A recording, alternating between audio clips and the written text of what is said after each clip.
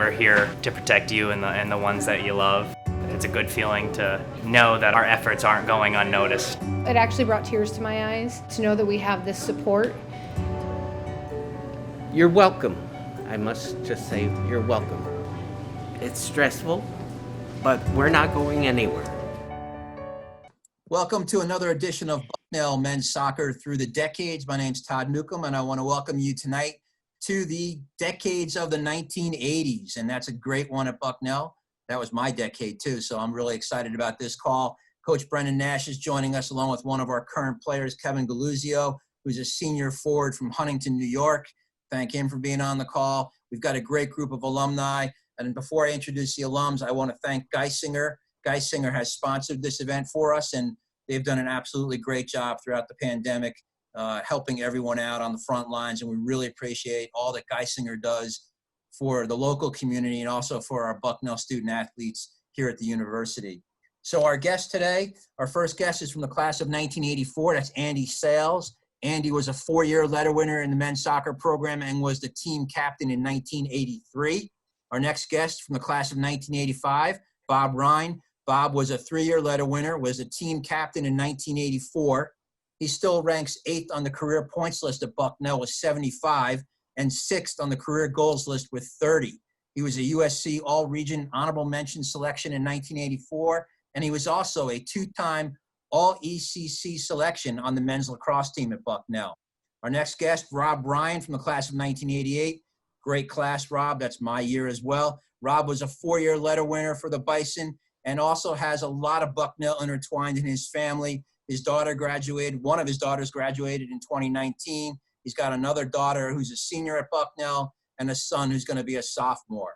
And our final guest from the class of 1989, a 3-year letter winner for the men's soccer program, George Trenchard. So I want to thank all the guests for being on board. Coach Nash, I'm going to turn it over to you.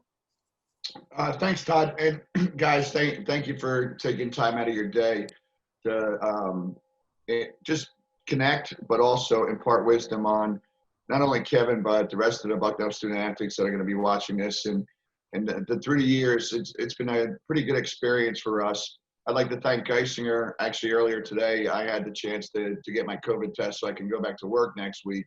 And I know that they're working really hard to try and keep us as safe as they possibly can. So thank you very much, Geisinger. And as we go around the horn here, we're just going to ask you some different questions. And the first one, I just tell everybody where you are, about your family, what you're doing with yourself now, and just basically just give us your I call it the elevator pitch, but your resume. And since Rob Ryan was nice enough to point out that he was the youngest one, we'll start with Rob. Tom, I live in Charlotte, North Carolina. I've got a company in the waste and recycling business, and I've got 3 kids, actually all 3 of which either are at Bucknell or one graduated from Bucknell, and Corinne, my wife, also went to Bucknell as well. So we're actually, we've got 3 different generations of Bucknellians. Her father went there, and just enjoying Charlotte, North Carolina. I love it, and the only time I go back up north is just to go to Bucknell. So. You don't want to brag about your career a little bit, Rob? Most of my career was spent in the training room with Roberta Simmons, unfortunately. So, that's the extent of my career, as George and Ryan can attest. George. Yeah. So thanks, Rob. Thanks, Coach. Yeah. So George Trenchard. I live in Ellicott City, Maryland. I've got 2 kids. A going to be sophomore at Skidmore College. He's a soccer player. He's playing up there. And my daughter is going to be a senior in high school. And my wife is also a Bucknell grad, Terry. And I guess my only other, I've been I started with MetLife 31 years ago, right out of college. I'm still with MetLife, so it's been a long career with them. But yeah, we had when we were in our playing days, we had a middling team. We had the best scorer, I think, in Bucknell history with Dave Thompson. He was a special talent. Yeah, we didn't fare too well in the overall standings. I don't think we made the at that point we were in the East Coast Conference. I don't think we made it into the tournament one of any of my 4 years, but still had a great time, amazing memories, and great connections with guys like Rob and others on the team. So it was a fantastic experience for me. Bob, what's going on in your life? Man, so you're getting down into the older guys here. Of course, Andy's a class year behind me, but what was the question? No, I'm kidding. Yeah, we're good. We're good. Hey, so I just want to thank you, Brendan. I mean, just following the program over the last now 30 plus years, just incredible to see how it's evolved. So thank you. And Todd, thanks for the invitation to be part of this. Man, where do I start? So I married the prettiest girl from Bucknell in 1985 when I graduated. So my wife, Cheryl Conrad, who is now Cheryl Ryan, we just celebrated 34 years. And that also, the lights are out. I got to pay the bills here at Penn Air. But so as I share that, we've had a fantastic experience. So Bucknell obviously launched us, but we're blessed to have 4 children. So we had the 3 girls. We finally got the boy on our last try. All 4 are now graduated college, and I think we're up to 6 grandchildren, and we're having a blast. But again, thanks for having me be part of this experience. Andy? Well, thank you again. And I would like to thank Geisinger as well. I think they put about 30 stitches in my head from a five-side side lot football game one day, sober. But I am teaching school in Atlanta, Georgia. I've been down here probably 30 years now at the Lovett School. I teach 6th grade history. And like the rest of the boys, I married a Bucknell grad as well, Ann Lenhard, class of 83. We have 2 boys. Alex is in Charlotte, working for a company called Red Ventures. He went to Richmond, and my youngest will be a junior if he goes back to school this year at Coastal Carolina.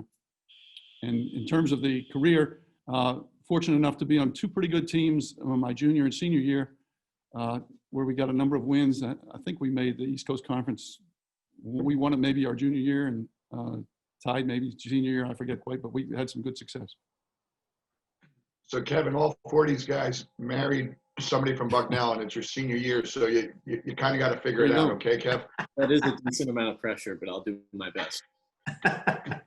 We'll just go back around the horn on this one. And back in the 80s, tell us a little bit about the recruiting process. It was definitely different without the internet and cell phones and whatnot.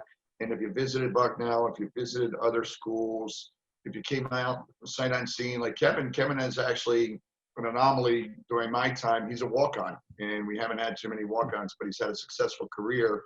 But did Coach Reynolds or Coach Jameson even, Bob, did they recruit you guys to come to Bucknell, and how you ended up there? So Andy, we'll stay with you and just go backwards this time. All right. Well, I hope this holds true for the other 80s guys, but I don't remember Coach Reynolds being a big recruiter. At least it wasn't for me. I went to an independent school in Pittsburgh, Pennsylvania, Shadyside Academy, and I followed in the footsteps of, I tried to follow in the footsteps of a number of guys who graduated from there and went on to play in college. A couple went to the Ivy Leagues. Ken Jones, class of 77 at Bucknell, was my neighbor at Shadyside. So my goal was to go where one of those guys went and where they did well.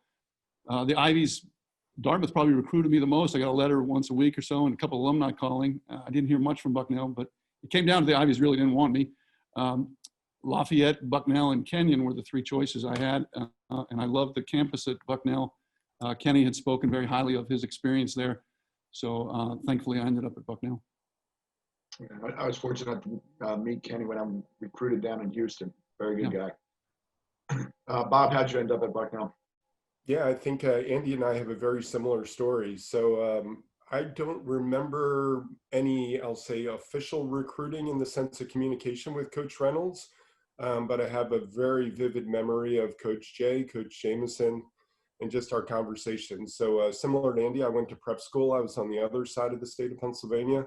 So I attended the Haverford School, really grew up playing soccer, but when my mom realized in 4th grade I couldn't read, she realized also that I was tall and being quiet, which I guess I grew out of, but being quiet and tall and not being able to read was not a good journey for me to go to Lower Merion Junior High and high school. So I ended up at the Haverford School. And really from 7th grade through 12th grade, what I learned was how to compete, learned how to play lacrosse, and I just always had a passion for soccer. So kind of took those three things to Bucknell. So really my recruiting was a result of Chet Simmons. So Chet was a couple of years older than me, but he's a graduate of Haverford, a fantastic goalie, helped us to win a state championship at Haverford back in the, I guess that would have been the late 70s. And just remember being up with Chet for a weekend at Bucknell and talking to Coach Jay. And I'm sure I talked to Coach Reynolds, but ultimately it was, man, I fell in love with it.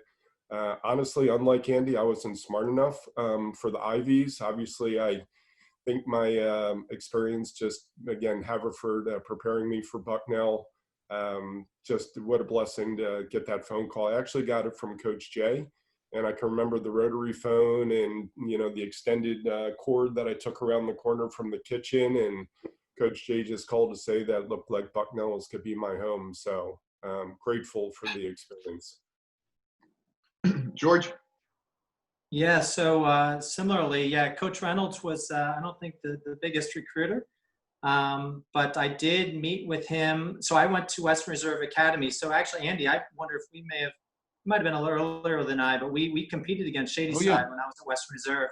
We had an amazing team there. We had an All-American, an All-State, a couple guys I was like All-Metro, and we were, you know, one loss my junior year, no undefeated my senior year. It was an amazing team. Our All-American, Herb Haller, went on to captain Indiana University to 2 national championships. He was an amazing player. But yeah, so I met with Coach Reynolds. I think I searched him out because Bucknell was on my list to one of my top schools I wanted to attend. And I also met with the baseball coach, Coach Depew. I played baseball freshman year at Bucknell in addition to soccer. And then carrying the 2 sports was a little bit much, so I just continued on with the soccer after freshman year. But yeah, I met with Coach Reynolds. He was a nice guy, you know, and he gave me a nice meal pass or something.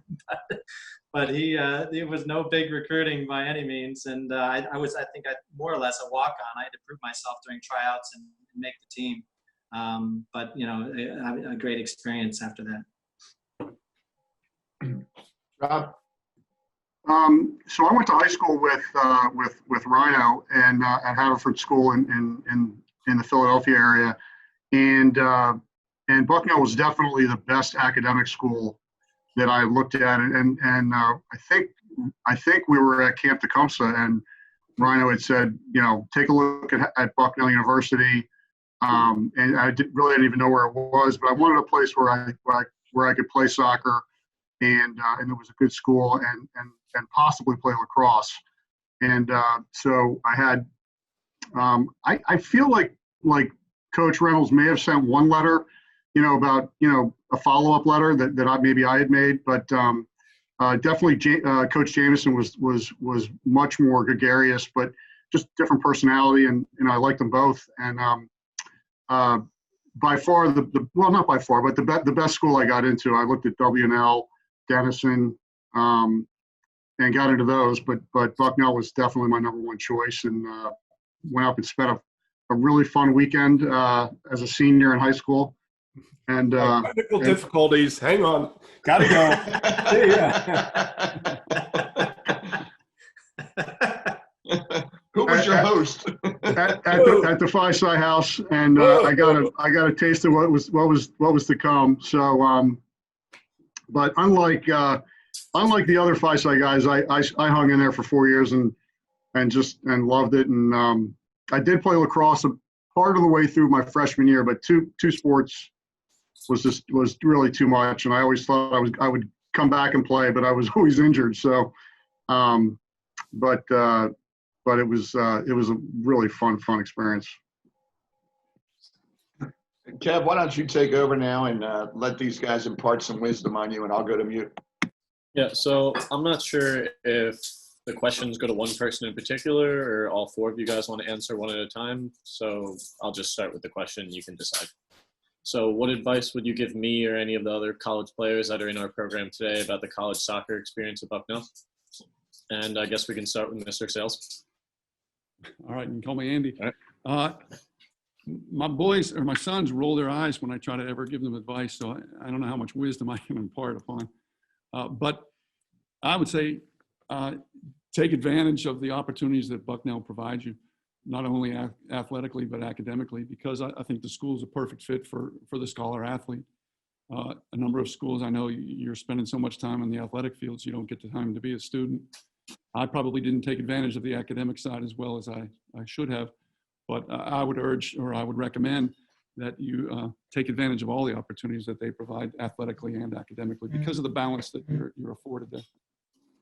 That's what little wisdom I would impart. Thank you. And if Mr. Rain wants to answer next, Bob. Oh man, now the pressure's on. Kevin, you sure you want my answer on this one? You prepared for this?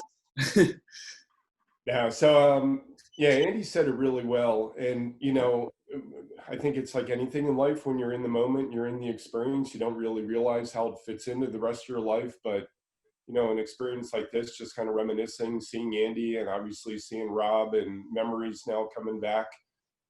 Without a doubt, take advantage of it. I mean, what a special opportunity to be at Bucknell. My heart goes out for you and the team and everyone. I mean, just the entire community. I can't even imagine what you're going through just based on the current environment and pandemic and the uncertainty. So I have memories of how hard it was back in the 80s to prepare and preseason and competing. I was blessed again, just to have an opportunity to be a two-sport athlete for a couple of years while I was there. And again, I'm not sure if that is really even possible today. And I say that because what you guys are put through and what you commit to, and just it is literally an entirely different experience today than what I believe it was back in the 80s. But just enjoy it. It's going to go by fast. And like you've heard, I mean, we all seem to have found our life partners, and what a great opportunity again, just to have that experience to marry your best friend from a great university. Thank you. And Mr. Ryan.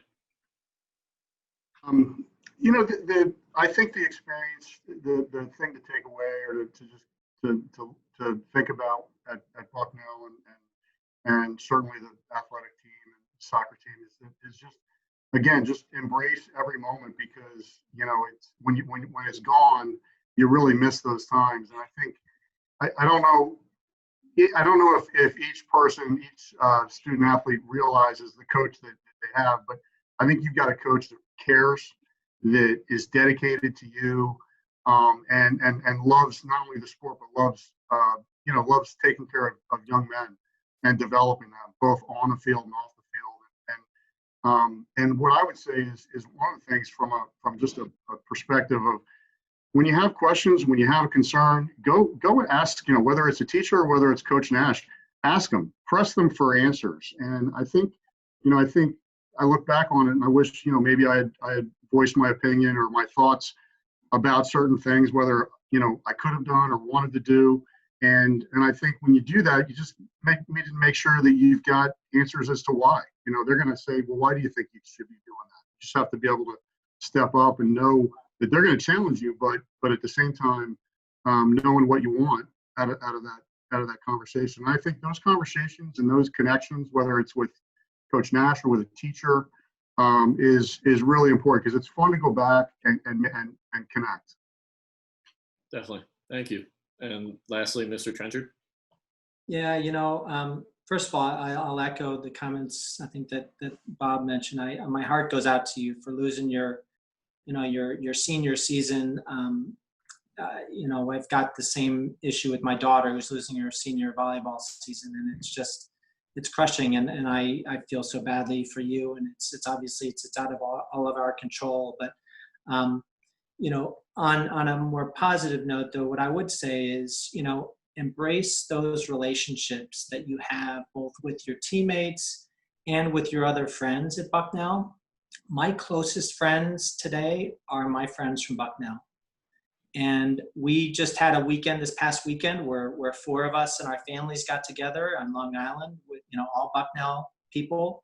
And we have in fact, I just sent out a note yesterday about getting together with a whole group of like 18 Bucknell buddies in New York City. We do it every year, like on a Thursday before Christmas, and just to rekindle those relationships and keep them fresh and strong. But the relationships that you are developing and will continue to develop are really important. And I would just say invest in them now and continue to invest in them as you graduate and get out of college, because they will prove to be very important relationships in your life. And there will be times like when you get married and have kids, that it becomes really challenging to stay together and to keep those relationships. But I would encourage you to make the effort, because as you make that effort to stay close with those friends during those challenging years when you've got kids and there are tons of things pulling you in every direction, it really pays off, because now I'm on the back end, we're getting close to being empty nesters, and those relationships become really, really much more significant and important. So that would be my biggest advice to you, is just cherish those relationships, engage in them, embrace them, and invest in them as you continue through the rest of your college years and then beyond. Thank you. It's all very useful advice, and most of it is very applicable to me. And I know losing the senior season is really tough, but still optimistic that I can have one in the spring. So That would be awesome. That would be awesome. Interesting. Feels correct. And George, just to echo what you said, we did the Zoom with the 70s, and you guys probably know Lee Schwartz is one of our best connectors, and he keeps so many guys. And his advice, much like you said, is it's not easy staying connected. You actually have to put the effort into it, and it takes time, and it's not easy, but in the long run, it's definitely worth it. So that's been echoed a couple times already. Yeah. I'll take over now, Kev, and let's talk about when you guys entered as young freshmen that didn't know anything about college soccer or anything about Bucknell University. And then, not that you were fully mature, but when you were graduating, what you guys learned during your 4 years there. And George, we'll stay with you since you haven't had a chance to go first. So go ahead, George. Oh, man. What did I learn in my 4 years there? I learned how to responsibly handle the social scene. As a freshman and sophomore, and I don't know if it's the same for the kids today, because I think with social media, I think we were probably unfortunately able to be a lot stupider in our years than kids can get away with today.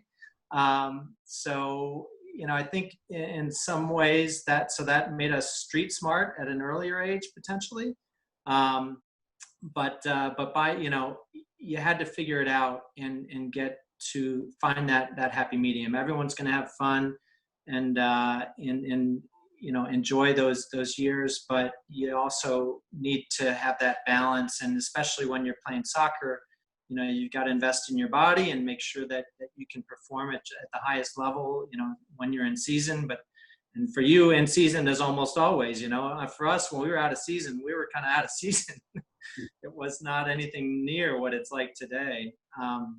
So we could have a lot more fun and get away with it out of season than what you can today. But I would say, yeah, just learning that balance and doing a better job of, over my 4 years, taking advantage of all that Bucknell has to offer, because Bucknell is an amazing institution, and investing in my learning and what I was going to use then beyond Bucknell. So definitely got better at that over my 4 years than from freshman year on to senior year. Rob, how did you mature? My wife would say that I haven't matured, so that's up for big debate. But I think the maturity is when you play soccer, you play a sport at Bucknell, you've got to manage your time. And just, I think over the 4 years, my grades definitely went up over from freshman year to senior year. And so that was a function of just being able to manage my time. And certainly the social aspect, as George said, being in a fraternity, it was nice that Coach Reynolds let us do that, because I know that some Division I programs, they don't allow that. And I think you just have to, it's part of the growing process. You got to figure out what you can do and what you can't do, and where to draw the line, and be prepared, and don't let your teammates down. That's the big thing. Is you don't want to let your teammates down on a Friday night when you've been doing something, partying on Thursday night. So that's one of the big things. It's just over the time growing through through the years and just learning. So that's about it. Andy? I think probably learning how to deal with setbacks is probably how I most matured during the years. I can remember going back the first freshman year, that fall camp, when you get there and nobody else is there except the football players, and looking at Peter Christian and I think Bruce Marcy were the captains that year, and just the air of confidence that they had, and kind of looked up to them, and someday wondered if you'd ever be there yourself. But confidence grew. That I know that freshman year, I sat in the bench, and I had never sat in the bench in high school, so it was humbling, but learned a lot from that. Sophomore year, I got hurt, and I had never been hurt before. So going to that training room, getting the knee taped for weeks upon weeks, and trying to play hurt and play with a little pain was very different. And then sort of junior, senior year, got to play all the time, and confidence started to grow myself, and enjoyed the game much more. Thanks. Bob? How many more hours do we have on this? Yeah, so let me see if I can compress it to answer your question. So I learned a lot. So here's the first truth. So I went to Haverford School. There's no such thing as girls at the Haverford School in the classroom. So my learning experience was, how do you go to class when you have girls in the classroom?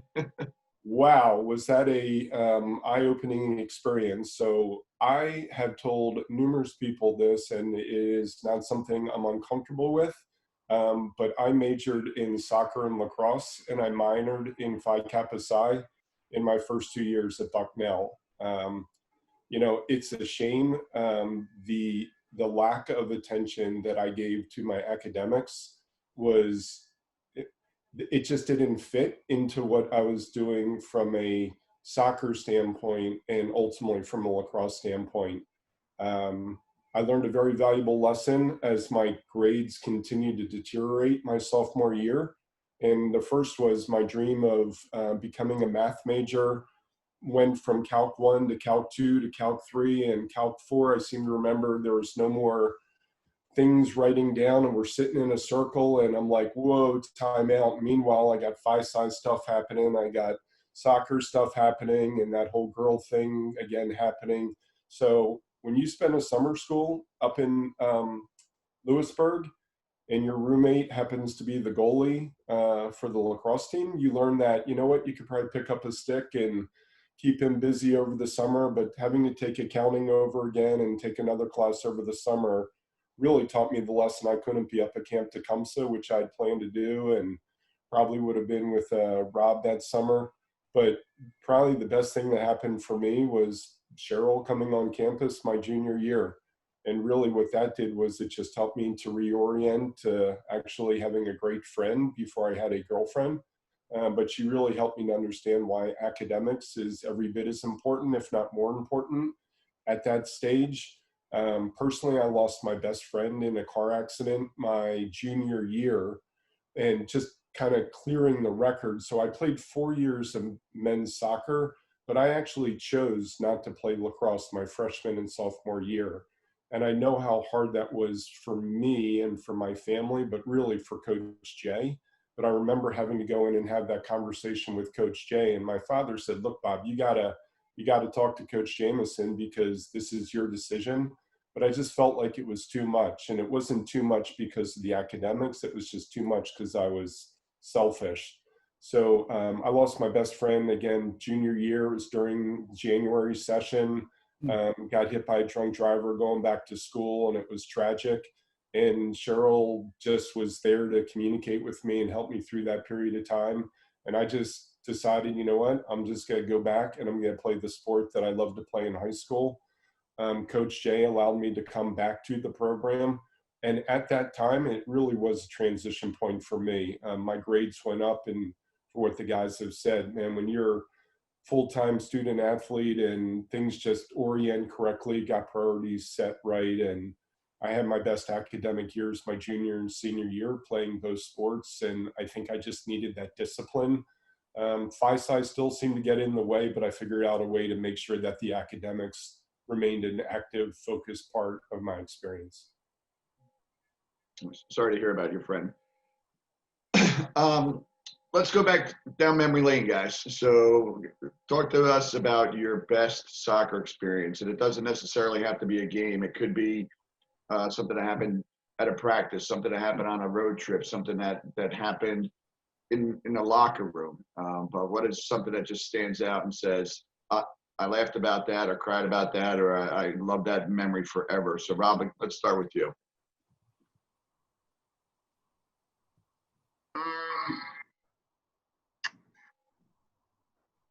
There were a lot of great memories. I mean, playing under the lights, first of all, was really cool. And the old field, you know, as well, actually, I guess we were all on the old field. Kevin, so the old field was right next to the basketball arena now, and so everybody was up on the hill there. And but it was that was really fun, and playing Penn State. I think it was my freshman year. We were at Penn State, if I'm not mistaken, right, Bob? Sounds right. That was really cool. Playing Penn State, and I think I want to say we lost either 1-0 or 2-1. I think it was 2-1. I think Bob scored, but it was just kind of a really, really neat experience to just kind of be intimidated, or in an intimidating situation, but we actually held our own fairly well that game, and it was just it was an amazing experience to play Penn State and to give them a pretty good game and to be part of it. Yeah, we're finding out that a lot of memories are against Penn State through the decades. So I don't know if the Penn State people will appreciate that, but we've had some wins and we've had some good games with them, and there have been some tough games with them too that didn't go so well. But well, and I still hate Lehigh. I just want to say that for. Totally allowed to say that. We're not sending this to the Lehigh people at all. Okay. Andy, how about you? Well, I find it real hard to pinpoint one particular event, but just the whole being part of the team, whether it was traveling and eating at the diners that Coach always liked to stop on our way, through the back roads of Pennsylvania, was always fun. The locker room had its own humor. If I had to pick a couple games, I do remember, I think we beat Penn State, or not Penn State, they spanked us. We beat Rutgers, I think, when they were pretty highly ranked my junior year. And again, where we played, where the field was located under the lights, I think it was a beautiful Friday night. And that was a pretty special game, I do remember. But I also remember the 2 games against Penn State that senior year where they just spanked us. I think maybe 5-0, 6-2 or something. We thought we were pretty good after a few games, and then went up there and they came to our place and took it to us. But really, they're just being part of the team and being with the guys is what I remember most. I've actually been fortunate to beat Penn State a few times, and they never take it very well when that happens. And whether it's in the fall or a spring game, it doesn't matter. They don't like when the little guys from Bucknell go up there and beat them. So let's hope we can continue to do that in the future. George, how about you? So I'll give you one from a practice and one from a game. In practice, once we were out there, and that was on the old field location there with the hill on the side, and all of a sudden the skies let loose, and it is a downpour, and Coach Ellis is there, and to Coach Reynolds' dismay, he says, "All right, everybody, hit it," and everybody just ran and dove across the grass, and we were just lucky nobody hit heads as they were diving across the grass, but we all just were. You probably remember that, Rob. Yeah, we just all dove across the ground and did, we're flying across the grass, doing Superman across the grass. I'll never forget that. That was hilarious.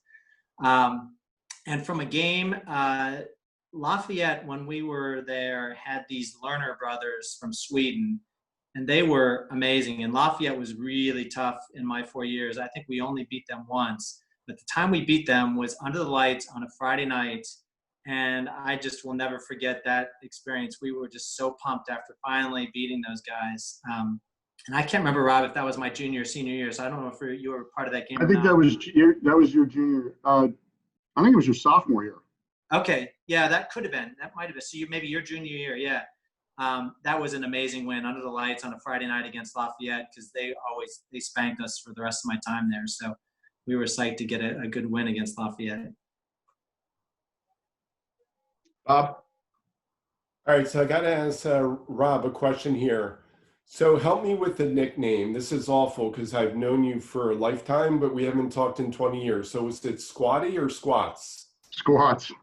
All right, so it's Squats. So there's probably a reason why his nickname was Squats, but a lot of people probably confused Rob Ryan with Bob Ryan, and so whether it's Rhino or Squats, but Andy is 6 foot in the playing days, 6'4".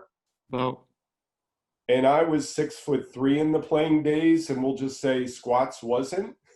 So my couple of my memories are, so I was fortunate again to be an assister in those days, and I assisted a lot to Andy. So if I could just get the ball high enough, Andy would get in the air, and his fit, thin ability to jump and being 6'4" plus just led to us scoring a lot of goals. Man, a couple of memories. So I remember being at Pitt and being in awe of going into the locker room, and it was like Tony Dorsett. And I don't know why it just pumped into my head, but it was all about Tony Dorsett. And I think I was more mesmerized. We walked down into the game field, and there were like 18 people in this huge stadium, but it was all about Tony Dorsett in the locker room. Another great memory, again, just from a game experience standpoint, was actually a home game. I believe it was Parents' Weekend. Fortunate enough, again, had a couple of goals I remember, but I just have this vision of that bank on the side of the field being full of parents. It was a day game. We did win, and what a just great atmosphere with the fans right there. The field was beautiful. I can remember warming up, and again, just memories. I can remember warming up in those night games, and something about the dew on the ground, the tango balls that we used to use, and just starting to take shots on goal. There was just something about all that combined that, man, it's like it was yesterday, but it was how many years ago? Almost 40, I guess, from the timing. So it's great memories. And the one thing I do remember, and again, probably not a great memory, but it's how hard we used to work. We're just those, whatever is 2-a-days, and then that couple mile run at nighttime. You go in thinking you're in great.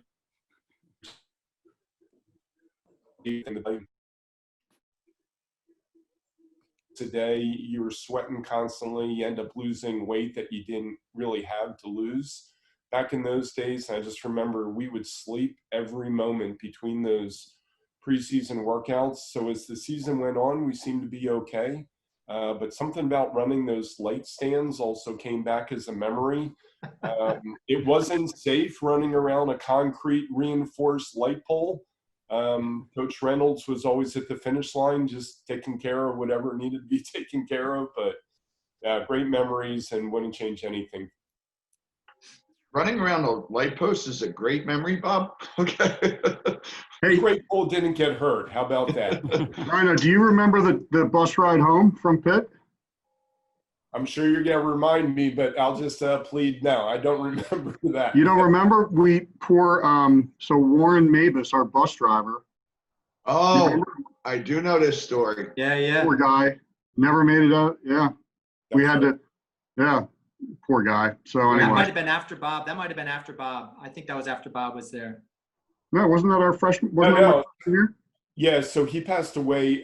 He passed away, I think, in the hotel room prior to us returning. And then I had a bad bus experience with the men's lacrosse team going to what should have been our best game against Delaware, breaking down on I-95. So buses and teams are some bad memories there. But yeah, God bless Warren, because he was an unbelievable. He cared so much about the program, and man, what a loyal person he was to the university. Warren E. Mavis. Yep. What a nice guy. Absolutely. I actually remember my parent, when I first was the assistant coach at Bucknell, my parents' first game was the parents' weekend game. They came out for that, and it was just an absolutely gorgeous day. And we played a 2:00 game, and you guys know what the crowds are like for that game. So, you know, I came from Trenton State, which we were competing for a Division III national championship every year. So my mom, she saw the atmosphere, and she was on top of the hill, and she saw the crowd, and she's looking over the campus. And so the game's over, and she goes, "Well, it's going to be pretty easy for you to win a national championship here, isn't it?" And I was like, "Mom, that's not really how that's not how Division I sports work." But it is a great setting to play a college soccer game, but it's just not that easy to win a national championship in Division I. So, but she appreciated what you guys got to play on for 4 years. I miss that field. That's a cool, yeah. We have a great stadium, but I do miss that field. Yeah. Kevin, I'm going to go on mute. Your turn. All right, so I'll just move on quickly to the second question. And I think it came up a little bit in my last question before, but it's, what advice do you have about networking and finding the right job after Bucknell? And I'll go in reverse order this time, so I'll start with Mr. Trenchard. Man, I kind of got lucky with my job, because back in those days, and I don't know how much, I hope it's still happening, but you know, lots of employers came to campus and they put on information sessions, and so MetLife had come to campus, and you know, I guess my advice to you there is persistence, because you know, so back in those days, we used to put our resume in a box if you wanted to get an interview from these companies that were interviewing on campus, right? And for MetLife, I was not good enough to get the on-campus interviews, so I was kind of put on a wait list. And so I reached out to the guy and I said, "Hey, I'm interested in this," because I had actually gone to an information session, and so the job actually interested me. And he said, "Well, I'll see if I can squeeze you in," and he wasn't able actually to squeeze me in, so I had to follow up with him. And afterward, and I said, "Hey, you know, I'm still interested in the job, you know," and he said, "Well, if you can get yourself to New York City, you know, I'd be happy to interview you." Well, that ended up being a huge blessing, because those on-campus interviews are really tough. You've got like 20 minutes to make an impression on an interviewer who's interviewing like 8 or 9 or 10 people in a day. So I had like an hour and a half, great discussion with this guy in New York City. And then, you know, I told him I wanted to be in DC. And so he ended up passing me down to the DC representative, and 4 interviews later, and I had the job. But if I hadn't followed up with him, and then I had actually follow up again, because after he passed my name to the DC regional director with MetLife, I didn't hear anything for like a week or 2. So I followed up again. I said, "Hey, I thought we had a good discussion. You know, just wanted to follow up and see, you know, what happened when you passed my name to the guy in DC." He said, "Oh yeah, we did. Let me follow up with him." So the next day I got a call from him. And then I had to travel to DC for that interview. I had to go to New York for a 2-hour videotaped role play. Had to go then to Philly to meet the regional vice president to ultimately get the job offer. But you know, if I hadn't been persistent, if I had just kind of given up after, you know, not getting the on-campus interview or not getting the call back after the first round of interviews in New York City, I never would have gotten the job. You know, so just don't take lack of a response or no response as a no. Just keep kind of pushing, and if you find something that is of interest to you and engaging to you, you know, just keep knocking to that door, and just have the persistence and the confidence in yourself to know that, you know, if you think you're going to be good at it, man, that's all the confidence in the world you need to have. Just keep pushing. Yeah, thank you. I think that's definitely super helpful advice for the job climate right now going on. Sure. Oh, good. And Mr. Ryan? Yes. Yeah, so Rob this time, sorry. Oh, Rob, you go, and then we'll pause on Rhino. Okay. So, well, first of all, the whole Bucknell Alumni Association, and I think everybody really gets a kick out of helping each other. At least I do. helping each other and kind of connecting the dots. And so, whether it's on LinkedIn or what have you, it's a good community, and people really do care about helping each other out. And in fact, I hired a Bucknell grad who is married to Luke Joyner, soccer player, and Coach Nash put us together. She worked for me for I think 4 years. She was awesome, and so that's the kind of connection that you get. And Kevin, I think there's two different types of people. You're gonna have guys where you send an email, you say, hey, I'm a Bucknell grad, and somebody like me will email you back and say, hey, yeah, definitely, let's talk. And then there's guys like Rhino where you send an email and you get nothing, right? Because he's a big dog in Pennsylvania, and he doesn't, he may not have time for you. So you got to find out the guys that are interested in helping you out. You got the other guys that just, they're too big for their britches now. And so, but you search out the guys that really care. Yeah, I hear a lot about the Bucknell network post-graduation, how closely knit it is. And I've seen a lot of it through Coach Nash and through some of our graduated players. Even players in my class now have been helped from Bucknell. And even if it's just to have, even if you're not interested in whatever that company does, it's informational and just kind of, networking. And, if you're interested in one particular industry, people may know, those in a town and hook you up. So that's really the key, is just having those conversations. Yep. Thank you. And Mr. Ryan, this time, Bob. Kevin, I'm loving this, man. Hey, you're a rising senior this year? Yeah, coming into my senior year. What are you studying? I'm an economics major. Are you? Yeah. Tell me why. I picked econ because when I came into college, I didn't initially know what I wanted to do, and I still really don't. So I thought econ was something where I could branch off into a bunch of different fields. And then I double minored in anthropology and political science. So my goal was just to keep my options open. Kevin, I'm looking at you, and it's like looking at myself, except you're probably an exceptional student, and you probably haven't done half the things that I did that were probably considered illegal. But my big business card says Penn Air. So you make sure, again, as Rob would have shared in an email earlier this week, yeah, our big business cards here at Penn Air. So we're all about helping people. And again, our business, we help people in manufacturing. And it is, without question, the greatest job anyone could have. So I'm blessed. I'm the president of what would be a second generation business. I married the boss's daughter. So coming out of Bucknell, I was an econ major. That's what I ended up going to. So transferred, from that math path when I failed accounting, became econ. And I was a double minor in Spanish and sociology. So let me tell you how that's come into play the last 34 years. Anyway, came out of school, went to work for a bank called IVB, and Rob will remember it. Small, not even regional, probably small community bank in Philly. 6 months in the banking community was not a good fit for me.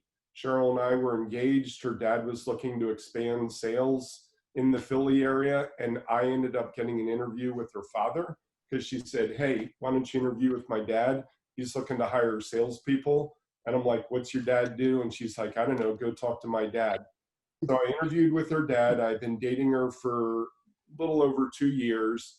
Probably had a handful of conversations with him during that period of time. Loved him to death. He passed away in 2010. But Jim was never really that warm, nurturing, like, hey, let's. So I really didn't know Jim, but I just remember I went in and interviewed. Man, they asked me things. I had to do a psychological test, which I think is illegal these days. I had to do a mechanical aptitude test, and I was terrible in engineering. And ultimately, I ended up getting hired.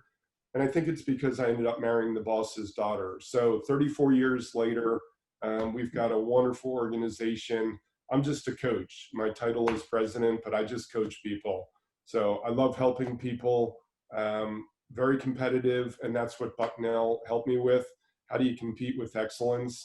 I'm a rules follower. If you ever want to figure out what your core values are, I learned through an exercise about a year ago what makes you really upset. And whatever really makes you upset is probably going to help you to figure out what your core values are. So I used to just automatically say honesty, integrity, trust, honesty, integrity, trust. But when I really went through that exercise, what makes me really upset? I hate when people cheat. I hate when people break rules. And so I'm a rules follower. I definitely broke rules, probably still do today. But when it comes to all that, just find something you love to do and don't quit. Just don't quit. I probably quit 3 times in this business. And each time somebody was there just to say, persevere, hang in there.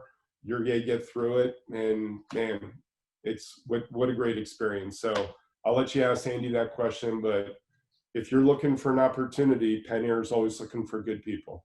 Thank you. I'll make sure I remember that. And Mr. Sales? Yeah, well, I was an econ major as well, but ended up teaching history. And I'm not sure the connection, but you know, you learn to read, you learn to think and write as well. And as far as networking goes, I did very little networking, and I've been with the same school. Well, I taught for 2 different schools before I came down here to Atlanta, but I've been with the same school for about 30 years now. So I did very little networking. Although there are 2 other Bucknellians working down here with me. Justin Hicks graduated in 2013. He and I coached 7th grade basketball together for a while. And Darren Risch was just hired as a CFO down here. So I'd push independent schools in teaching, or I would just say, find something that you find that's going to make you happy and is rewarding. Sure. Is the advice I have on jobs. Yeah, that's definitely my. But I hear networking is a good thing. And I guess I'll shift back to Coach Nash now. Thank you guys for all the advice, and I'll make sure I remember it. Yeah, and Kev, here's a good thing for you, because Rob Ryan, he lives in Charlotte, and he's always been able to like meet with guys, and so you can take a trip down to Charlotte to have a lunch with them. So, you know, if you're looking to get out of New York City, since it's not great there, go down to Charlotte and enjoy some golf with Rob down there. All right. Come on down. Come on down. Andy, I just want to notice, did you put that pennant up for today, or has that always been up behind? I have. I've had that pennant up for years, and I have 2 calendars up there. The covers I like.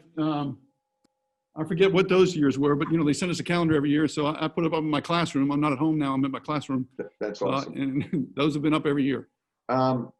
So, Kevin, I'm going to take your last question because we don't want to take too much of their time, but I think your question is going to be better than my last 2 questions are, because I think it's very important. And guys, I want to know who's the teammate that you admired the most. And I want to say you shouldn't pick somebody that's on this call right now, but if you actually feel like you should pick somebody that's on this call right now, we'll allow you to do that. But Andy, as the elder statesman on this one, I don't think you're going to pick any of the guys that were younger than you. So who'd you admire the most as a teammate? Well, if Bob's all right or Rhino's all right with this, I'm going to cheat a little bit on this one. I'd like to pick 3 guys out. Mark Brotherton certainly was one I admired a great deal. Just his all-around game. He was great in the air. He was good with the ball, had great vision, and was a tremendous leader. So clearly his accolades as a Hall of Famer speak for themselves. Is sort of why I admired him. Doug Hitchner played stopper, I guess, for us that year, my junior year. And he had a toughness to his game that I probably didn't have, sometimes dirty, but I admired that about him. And also, he would go hard Friday nights, he'd go hard Saturday nights. But what I admired about that was he delivered the New York Times every morning. So I'd be struggling to get out of bed Saturdays at noon, and Doug would already have the newspapers delivered at 5 or 6 in the morning. So something I admired about Doug. And then the final one would be Peter Mullaney, who was a classmate. And Peter was probably much better on the ball than I was, more creative.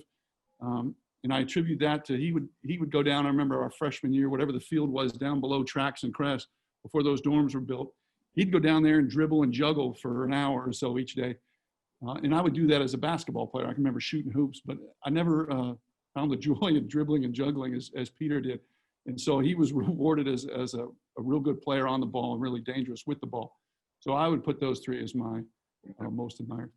Rhino? Yeah, man, what a great question. And, you know, some names are coming back to mind, but I want to acknowledge Graham Robinson. So Graham was a classmate of mine. Graham and I actually grew up together kind of in the mainline area. So Graham and I played in this Gladwin, you know, kind of community team, and our families knew each other pretty well. But I think he and I were senior co-captains. What a great leader on and off the field, just a great role model. You know, over the years, and I think it was shared earlier, I mean, Cheryl's done such a phenomenal job to continue to actively communicate. In fact, Rob, I think Corinne and Cheryl are communicating either coincidentally or ironically just in the last day or two. Yeah. On LinkedIn. I didn't even tell her that we're doing this tonight. I guess I'll send her the recording so she knows. But just busy lives, and even though we work together in the business, there's always stuff going on. But yeah, just reconnecting with Graham. I know Cheryl's keeping in touch with Graham, and really looking forward to seeing him. And Rob, hopefully reconnecting with you. Andy, it's been great to see you, and I've had nothing but great memories, Andy, with you and Bro, and just some of those guys that played. Doug was my pop in the fraternity, so I would echo Doug just being one of those guys that, man, you hear his name, it's like, there it is. So. George? No, I think I would say Drew Lewing and Paul Hunt are two guys that I really respect and admire. And, you know, they were named as captains, I believe, their junior year. Both of them were juniors at the time, and they served as great leaders for the team, both their junior and senior years, and just did a great job of, you know, not allowing, you know, all of us were in different fraternity houses, and, you know, but all that, you know, kind of went by the wayside when we were together as a team. You know, those wherever we were, you know, socially on campus didn't matter at all. And those guys just, you know, were egalitarian, you know, were just, you know, really great guys who pulled everyone together, I thought. So I have a lot of respect for both of them, and thought they did a great job of leading the team for a couple of years in a row. Squats? There are a couple guys. Mike Shack was a guy that I thought was just so tough. He's tough as nails, and I only played with him for 1 year, but he just, something about him, he just kept coming back for more. And the guy was so tough. I don't know if he was super talented, but just a really tough guy, and always had a positive attitude. But Doug Shelley, who I played with, I really respected. And Doug did a lot of things really well, and was you know, our center midfielder, I think, my junior and senior year, and didn't have a ton of speed, but had terrific touch. And even though he was super quiet, was a really, really solid guy. And you could always count on him to play in, and, you know, every week in, week out. And even, you know, today, I know Coach Nash, you know, he shows up and plays at the Bucknell alumni games still. So, and he's, you know, he's 54. And so he was a guy that was really, I really admired a lot. Yeah, and not only that, he comes out to Las Vegas with us for our Masters team for the over 50 division. And, you know, with the older guys, they were like, what do you know about him? And I said, well, all his teammates say he's a good player. I've never seen him play. And the first time he came out, they're like, okay, he can be on our team. So he represented us well his first time out there with the Masters team. Guys, I'm going to turn this back to Todd, but this is our 5th one, and I gotta say, it was the most entertaining one. Like, you guys were great. You brought such personality, and I hope you're doing safe. But Todd, you want to wrap it up for us? Sure. Thanks, Coach. And just a couple of quick comments. First of all, Kevin, to you, thanks for taking the time to join us, and good luck with the fall. And hopefully you're going to have a season in the spring. We're all going to keep our fingers crossed that that's what you're doing, and that you're playing competitive games to end your career at Bucknell. And guys, as Coach Nash said, great to have you on the call. Great that you could juggle your schedules and make this work. I want to thank you for all that you did while at Bucknell as a player, and then also all that you've done with the Bucknell soccer family since graduation. I've said this repeatedly on all the soccer calls, the Bucknell soccer family. And because Rhino's on this call, I'll say the men's lacrosse family too. Those two sports are probably the tightest knit programs we have at Bucknell, and there's a reason for that. And we appreciate all you guys do. For those that were at home watching tonight, thanks for tuning in, and go Bison.